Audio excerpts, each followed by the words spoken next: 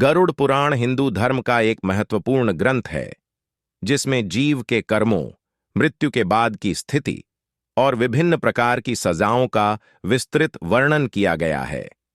इस पुराण में न केवल पाप और पुण्य के परिणामों का विवरण है, बल्कि यह भी बताया गया है कि पापी आत्माओं को किस प्रकार की कठिनाइयों का सामना करना पड़ता है।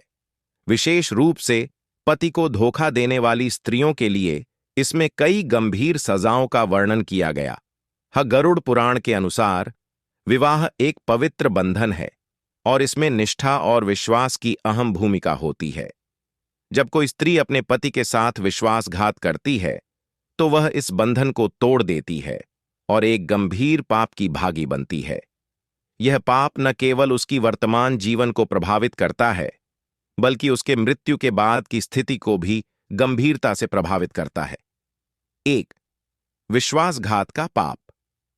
पति को धोखा देने वाली स्त्रियों को गरुड़ पुराण में एक ऐसा पापी माना गया है जो समाज, परिवार और धर्म की मर्यादाओं का उल्लंघन करती है। यह पाप ऐसा होता है कि उसे यमराज के दरबार में भी क्षमा नहीं किया जाता। 2. धर्म का उल्लंघन। वैवाहिक जीवन का उल्लंघन एक धार्मिक अपराध माना जाता है और इसे किसी भी प्रकार से क्षमा नहीं किया जा सकता। इस उल्लंघन का परिणाम न केवल व्यक्तिगत रूप से, बल्कि सामाजिक और आध्यात्मिक रूप से भी होता है। यमलोक की सजाई। गरुड़ पुराण में पति को धोखा देने वाली स्त्रियों को यमलोक में भेजे जाने के बाद कई प्रकार की सख्त सजाएं दी जाती हैं। इन सजाओं का मुख्य उद्देश्य आत्मा को उसके कर्मों का फल देना और उसे उसके पापों का प्रायश्चित कराना होता है। तप्त लोहा नदी।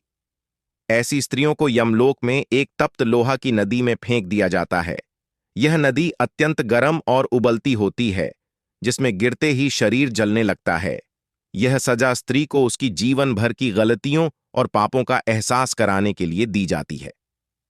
लोह वृक्ष के कांटे।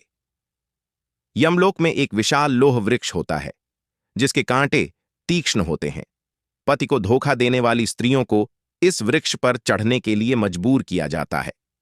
जैसे जैसे वे ऊपर चढ़ती हैं, उनके शरीर में कांटे धंसते जाते हैं, जिससे उन्हें असहनीय पीड़ा होती है। नागों का घेरा। ऐसी स्त्रियों को नागों के घेराव में डाल दिया जाता है। ये नाग अत्यंत विषैले होते हैं और उनके डसने से शरीर में अत्यधिक जलन और पीड़ा होती है। यह सजा उनके द्वारा किए गए विश्वासघात का प्रत्यक्ष परिणाम होता है। गर्भ में कष्टकारी पुनर्जन्म। गरुड़ पुराण के अनुसार पति को धोखा देने वाली स्त्रियों को उनके अगले जन्म में अत्यंत कष्टकारी गर्भ में पुनर्जन्म दिया जाता है। उन्हें अत्यधिक पीड़ा के साथ जन्म लेना पड़ता है, जो उनके पापों का परिणाम होता है। कष्टकारी प्रेत योनि। यदि उनके पाप अत्यंत गंभीर होते हैं, तो उन्हें प्रेत योनि में जन्म लेना पड़ता है, जहां उन्हें निरंतर भूख, प्यास और तिरस्कार का सामना करना पड़ता है। यह एक ऐसा जीवन होता है जिसमें कोई सुख और शांति नहीं होती। पति को धोखा देने वाली स्त्रियों को न केवल यमलोक में सजाएं मिलती हैं, बल्कि समाज में भी उन्हें कई प्रकार की प्रताड़नाओं का सामना करना पड़ता है।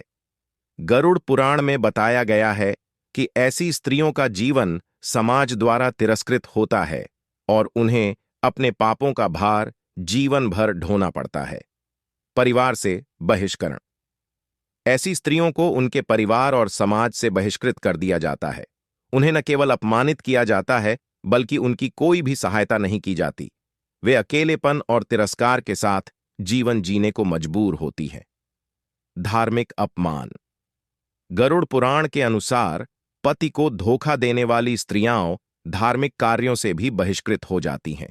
उन्हें किसी भी धार्मिक कार्य में भाग लेने की अनुमति नहीं दी जाती और उन्हें अधर्मी माना जाता है। पुनर्जन्म में कष्ट।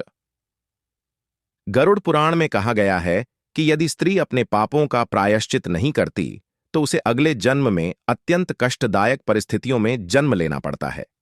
यह जन्म उसकी आत्मा के लिए एक प्रकार की सजा होती है, जिसमें वह अपने पापों का भार उठाती है। मोक्ष का मार्ग। हालांकि गरुड़ पुराण में पति को धोखा देने वाली स्त्रियों के लिए कड़ी सजाओं का वर्णन किया गया है, लेकिन इसमें यह भी बताया गया है कि यदि कोई स्त्री अपने पापों का सच्चे मन से प्रायश्चित करती है तो उसे मोक्ष की प्राप्ति भी हो सकती है। यदि स्त्री सच्चे मन से अपने किए गए पापों का प्रायश्चित करती है और अपने पति से क्षमा मांगती है तो उसे मोक्ष का मार्ग मिल सकता है। यह प्रायश्चित उसे उसके पापों से मुक्ति दिलाने में सहायक हो सकता है। गरुड़ पुराण के अनुसार स्त्री को अपने पापों का प्रायश्चित करने के लिए धार्मिक अनुष्ठानों का पालन करना चाहिए। यह अनुष्ठान उसे आत्मा की शुद्धि और मोक्ष की प्राप्ति में सहायक होते हैं। ईश्वर की भक्ति और उनके शरण में जाना भी पापों से मुक्ति का एक मार्ग है। स्त्री को अपने जीवन के शेष समय में ईश्वर की भक्ति में लीन रहना चाहिए, जिससे उसकी आत्मा को शांति और मोक्ष प्राप्त हो सके। गरुड़ पुराण में पति को धोखा देने वाली स्त्रियों के लिए कड़ी सजाओं का वर्णन किया गया है, जो उनके पापों का परिणाम होते हैं। यह पुराण हमें यह संदेश देता है कि हमें अपने जीवन में सच्चाई, निष्ठा और धर्म का पालन करना चाहिए, ताकि हमें यमलोक में किसी भी प्रकार की सजा का सामना न करना पड़े। धर्म के पथ पर चलना ही हमारे जीवन का सर्वोत्तम मार्ग है, जिससे हम अपने पापों का प्रायश्चित कर सकते हैं और मोक्ष की प्राप्ति कर सकते हैं।